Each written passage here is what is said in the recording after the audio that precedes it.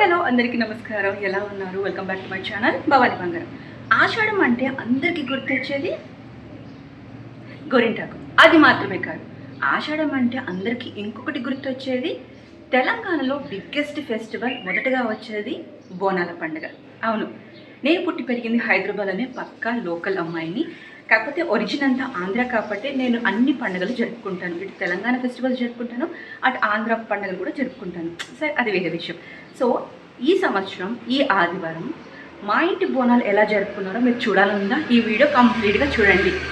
నేను చిన్నప్పటి నుంచి రెగ్యులర్గా వెళ్ళే ఒక టెంపుల్ ఉంది. సో క్రమం తప్పకుండా ప్రతి సంవత్సరము ఎక్కడున్నా సరే షూట్స్కి అయితే క్యాన్సిల్ కూడా చేసుకొని ఆ టెంపుల్కి వెళ్తాను. నల్లపోచమ్మ అని చాలా ఫేమస్ అయిన టెంపుల్, చిన్నగా ఉంటుంది. సో మేము ఎలా పెరిగి పెద్ద అయ్యామో ఆ టెంపుల్ కూడా క్రమంగా చాలా పెద్దగా కట్టేశారు. చాలా బాగుంటుంది ఆ టెంపుల్. ఈ వీడియోలో మీరు ఆ టెంపుల్ చూడొచ్చు.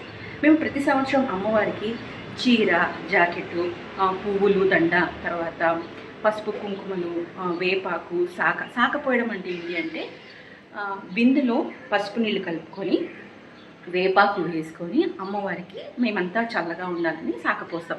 యాక్చువల్లీ నిజానికి బోనం అంటే భోజనం. మేము భోజనం తీసుకెళ్ళము, సాకపోసి అమ్మవారికి అన్నీ సమర్పించుకుంటాము. సో అది ఈ వీడియోలో మీరు చూడొచ్చు. ఓకే, ఇంకా స్టార్ట్ చేసేస్తాను.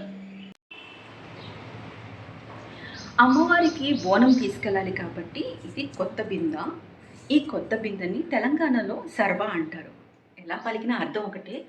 ఈ బిందెలో మేము చెప్పాను కదా భోజనం తీసుకెళ్ళము అని, దీనికి మొత్తం ఫుల్గా పసుపు రాసి దీంట్లో ట్యాప్లో పట్టినటువంటి వాటర్ మాత్రమే, ఫ్రెష్ వాటర్ పోసి మళ్ళీ పసుపు వేసి కుంకుమ బొట్లు పెట్టి వేపాకు వేసి పూలు ఇలా అలంకరించుకొని దీన్ని బోనంలాగా తీసుకెళ్తాను సాకపోయడానికి. యాక్చువల్లీ బోనం ఎలా తీసుకెళ్తారు అంటే మట్టి కుండ, ఫ్రెష్ది ఉంటుంది కదా, కొత్తగా చేసిన మట్టి కుండకి పసుపు రాసి బొట్లు పెట్టి దాంట్లో దద్దోజనం కానీ పరమాన్నం కానీ వండి దాని మీద దీపం పెట్టుకొని అలా కూడా తీసుకెళ్తారు. మాకు చిన్నప్పటి నుంచి ఇలాగే అలవాటు అయిపోయింది కాబట్టి మేము ఈ అలవాటుని ఇలాగే కంటిన్యూ చేస్తున్నాము. సో ఇప్పుడు దీన్ని రెడీ చేసుకుంటాను. రెడీ అయిన తర్వాత ఎలా ఉందో కూడా మీకు చూపిస్తాను.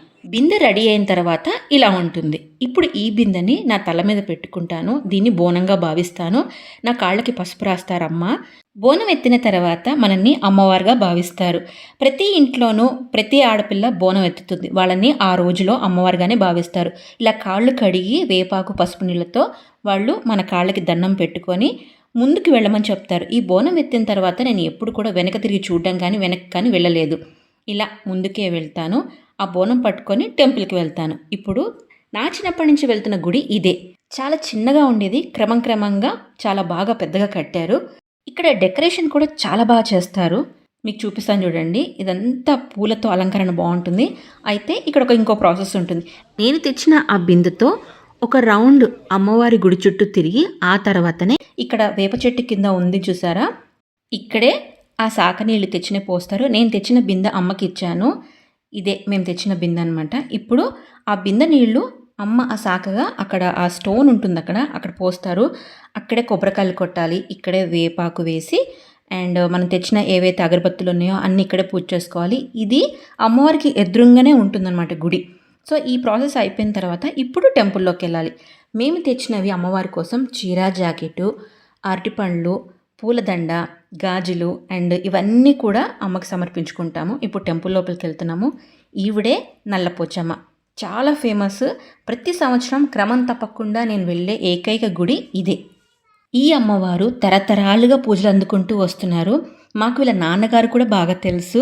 నా చిన్నప్పటి నుంచి ఈ అంకుల్ని ఎన్నో సంవత్సరాలుగా చూస్తూ వచ్చాను. ఇప్పుడు వీళ్ళ అబ్బాయి కూడా ఇలాగే పూజ చేస్తూ ఆ ప్రాసెస్ని కంటిన్యూ చేస్తున్నారు.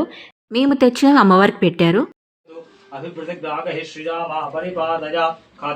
మేము ఈ గుడికి ఎప్పుడు ఎర్లీగా వస్తాము. 9:30 లోపే మా దర్శనం అయిపోతుంది. ఎందుకంటే లేట్ అయ్యే కొందికి బోనాలతో చాలా రష్ ఉంటుంది ఈ టెంపుల్, అందుకనే అనమాట. ఇక్కడ చిన్నగా కనిపిస్తున్న గుడి పోతురాజుది.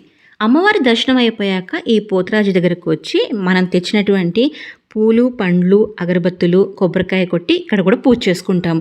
వేరే వాళ్ళైతే బోనం తీసుకొచ్చారు, అదే పరవాణం తీసుకొచ్చారు. నేను చెప్పాను కదా, మేము కేవలము ఆ సాక పోసి మాత్రమే దండం పెట్టుకుంటామని. సో మా ప్రాసెస్ అయితే ఇలాగే ఉంటుంది.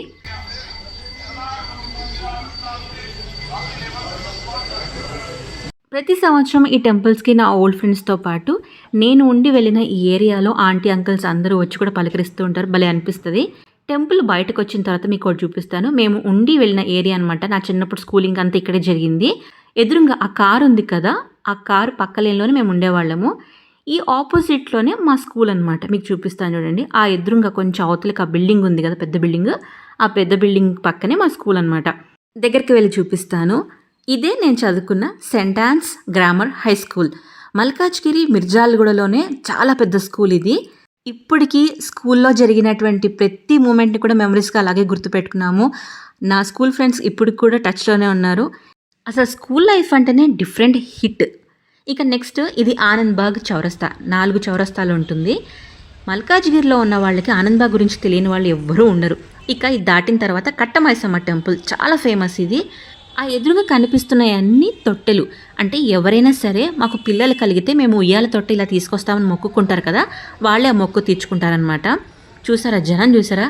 ఈ గుడికి లోకల్ వాళ్ళు మాత్రమే కాదు, ఎక్కడెక్కడి నుంచో కూడా భక్తులు మొక్కులు తీర్చుకోవడానికి ఇక్కడికి వస్తూ ఉంటారు.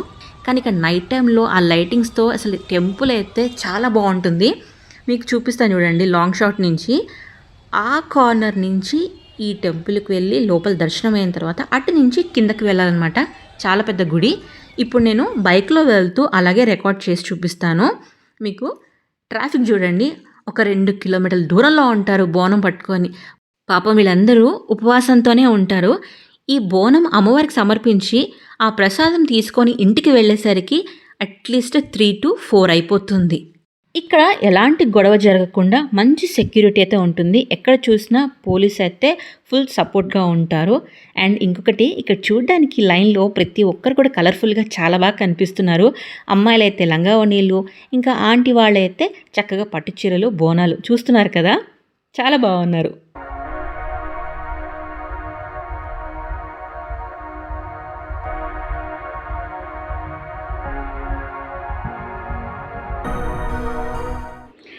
చూసారు కదా వ్లాగ్ ఎలా అనిపించింది? ఈ వ్లాగ్ ఇంతటితో ఎండ్ చేస్తున్నాను. నాకైతే ఈ ఫెస్టివల్ చాలా ఇష్టం. ఎందుకంటే పాత ఫ్రెండ్స్ని కలుసుకోవడం చాలా బాగా అనిపిస్తుంది. ప్రతి ఒక్క ఫ్రెండ్స్ కూడా అక్కడికి ఆ టెంపుల్కి వస్తూ ఉంటారు. ఇప్పటికీ కలుసుకుంటూనే ఉంటాము. తెలంగాణలో ఇంత పెద్ద ఫెస్టివల్ 4 చోట్ల జరుపుకుంటారు. ఫస్ట్ది గోల్కొండలో, సెకండ్ది మహంకాళి అమ్మవారి గుడి, తర్వాత థర్డ్ది మల్కాజ్గిరి మేముండే ఏరియా అనమాట, ఫోర్త్ది లాలాపేట్. ఇంకా అందరితో ఎండ్. తర్వాత శ్రావణ మాసం స్టార్ట్ అయిపోతుంది. వీళ్ళంతా గ్రామ దేవతలు. సో ఇదండి బ్లాగ్. మీకు నచ్చిందనే అనుకుంటున్నాను. చూసారు కదా, అసలు ఇసుక పోస్తే రానంత జనం ఉంటారు. అలా వెళ్ళే వాళ్ళు వెళ్తుంటారు టెంపుల్కి, వచ్చేవాళ్ళు వస్తూ ఉంటారు.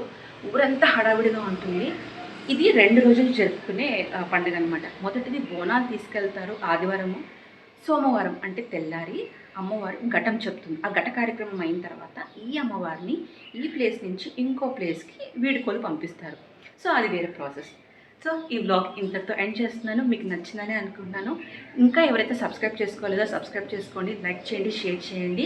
కొత్త వీడియోలో మళ్ళీ నెక్స్ట్ టైం కలుద్దాం. Until then bye bye.